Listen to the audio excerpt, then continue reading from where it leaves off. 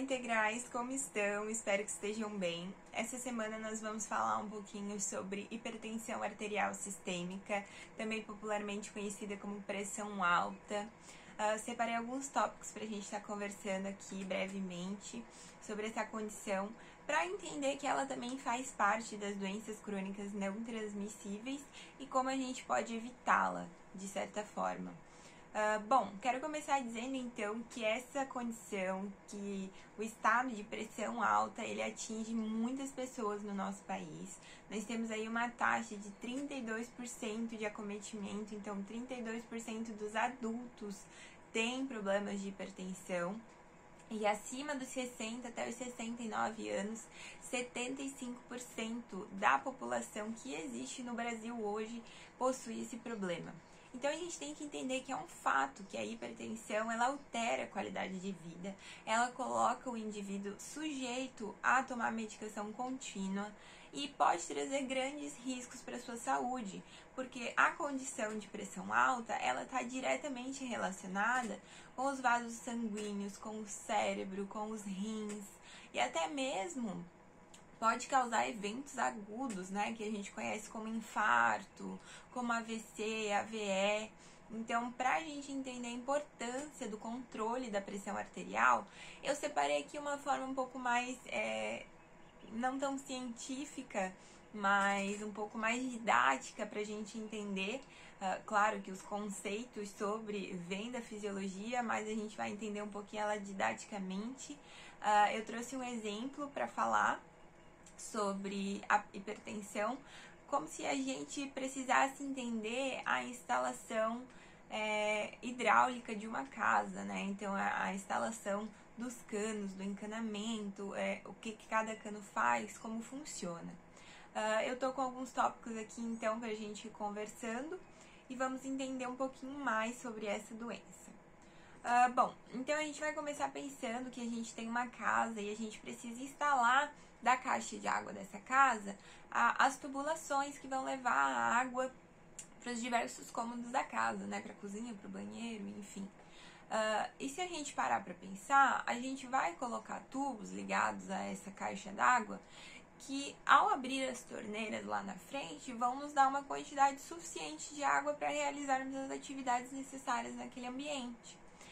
E a hipertensão, ela funciona também dessa forma, mas o que acontece às vezes é que esse fluxo de água que ele vai sair da caixa e é para chegar até em algum cômodo, ele acaba sofrendo algum tipo de influência, seja porque passa muita água em um cano muito pequeno, ou seja porque passa pouca água em um cano muito grande. Então, às vezes, quando você abre lá a torneirinha, lá no banheiro, lá na cozinha dessa casa, então a gente vê aquela loucura de água saindo da pia, né? Então, ou sai muita água e não consegue utilizar e aquilo faz uma bagunça, ou sai pouca água, então não supre a necessidade daquele cômodo, né? Das atividades que são realizadas lá. Mas a gente pode pensar também o que isso tem a ver, né? Com a hipertensão, com a condição crônica.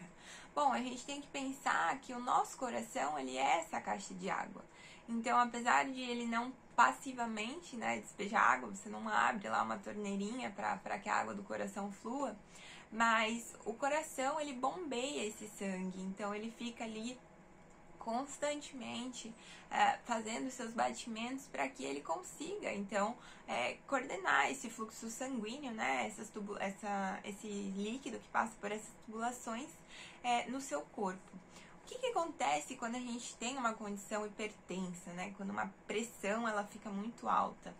É como se o seu coração ele precisasse bater mais vezes para levar a mesma quantidade de sangue, que é a quantidade mínima necessária, lá para os seus pés, para os seus braços, para o seu cérebro.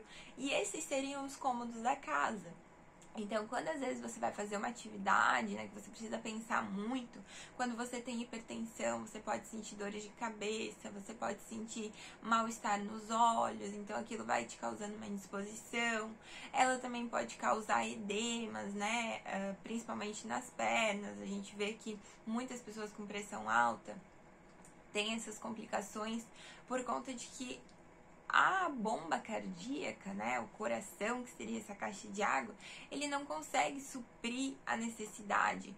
Mas não quer dizer que o problema tá no coração, que o problema é o coração. O problema muitas vezes são esses tubos, né, essas conexões que vão levar então essa água até esses cômodos. Ah, Jennifer, mas o que acontece nesses tubos, né? A gente vai falar aqui um pouquinho sobre o motivo pelo qual esses tubos eles ficam acometidos. Então, a hipertensão, ela naturalmente pode vir a acontecer e ela é uma desregulação da capacidade do seu corpo de manter um nível equilibrado de pressão. A pressão normal, que a gente considera, né, o adequado, é 120 por 80, então a gente conhece em 12 por 8, mas a gente considera indivíduos hipertensos acima ali de 14, então 14 por 8, 14 por 9, a gente já começa a ver essa questão da hipertensão.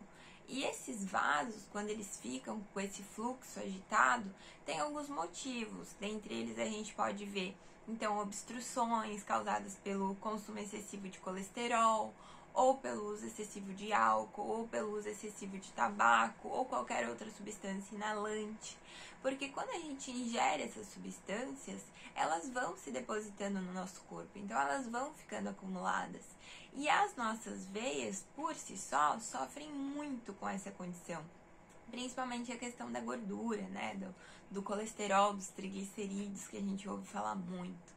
Então, conforme a gente vai agredindo, né, o corpo dessa forma, seja por sobrepeso, seja por alimentação inadequada, seja pela falta da prática de exercícios, a gente vai criando então um espessamento desses canos. É como se eu ficasse revestindo eles internamente com uma massinha, e isso vai diminuindo a passagem de água e dificulta então que o meu coração ele disponibilize o sangue com os oxigênios e com os nutrientes necessários para cada parte do meu corpo.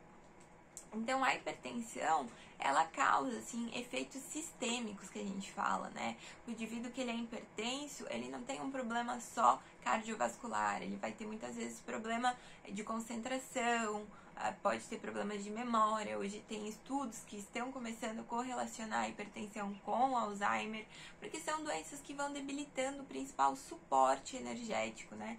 O principal aporte de oxigênio, como eu falei, e também a glicose, que é muito importante para que a gente consiga fazer esses processos de força ou mesmo pensamento, que são características básicas do nosso dia a dia, certo? Então, explicando isso, eu preciso que a gente entenda que a hipertensão ela é uma condição dos vasos sanguíneos, mas que está diretamente relacionada com o coração.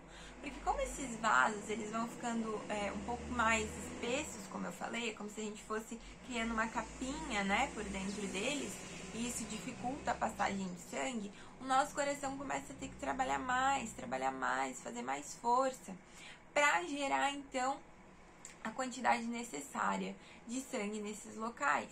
Em alguns momentos, na hipertensão, a gente pode ter o rompimento desse espessamento dessas placas que ficam no interior das veias, e a gente pode ter eventos como infarto, como AVE, que são condições que causam aí uma dificuldade muito grande da pessoa em se recuperar, que modificam totalmente sua vida.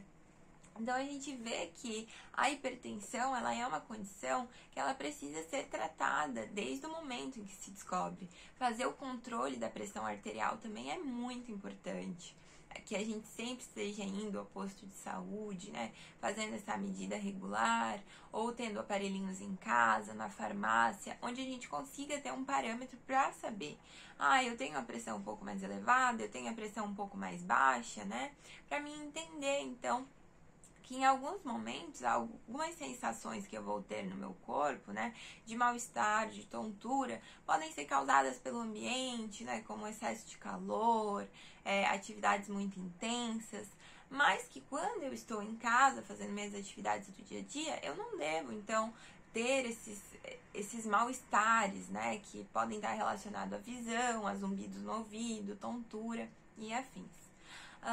Para a gente começar aqui esse pensamento de tratamento e como funciona, eu quero dizer que muitas pessoas acabam não entendendo essas condições como problemas de saúde e acabam buscando ajuda especializada apenas quando a hipertensão já se tornou um problema muito grave, quando já tiveram dores no peito, né, que dá aquela sensação de aperto, ou que realmente tenham esses eventos agudos de AVE, de infarto.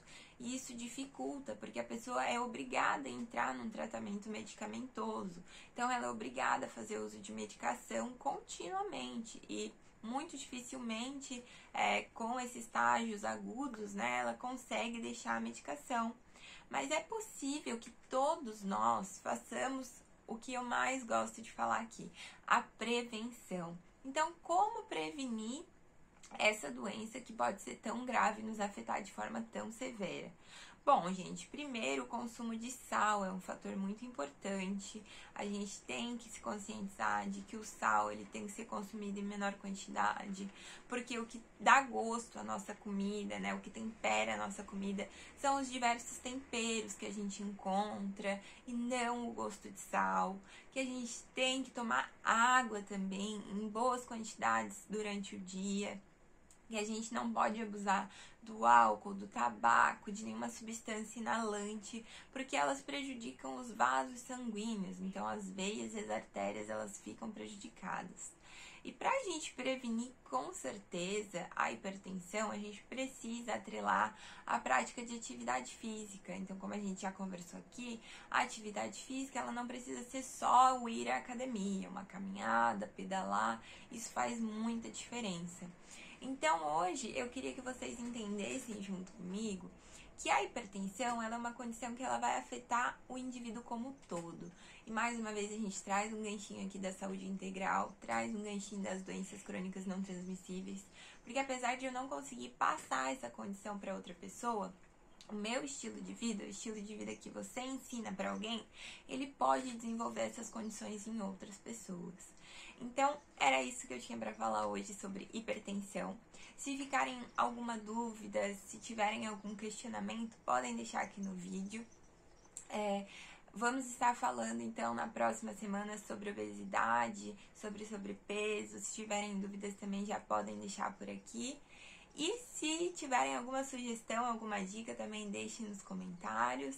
Agradeço por assistirem esse vídeo e até a próxima. Um beijo!